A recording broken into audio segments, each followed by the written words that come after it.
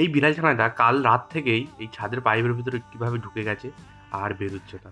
তো আমরা অনেক চেষ্টা করছি একে বের করার, যাতে খুব সহজে বের করা যায়। আর ওই যে বিড়াল ছানার মাটি, ও সত্যি ও খুব কষ্ট পাচ্ছে।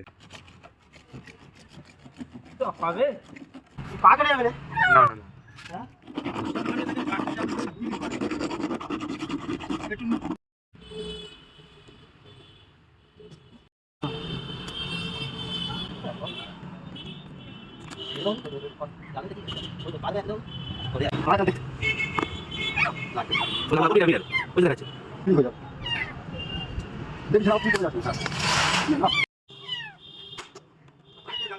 কি করবো ওরা লেগে যাবে ওরকম করুন ওরকম করুন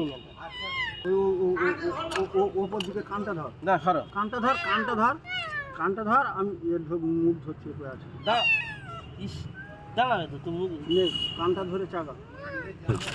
যা যা যা আমি যা যা যা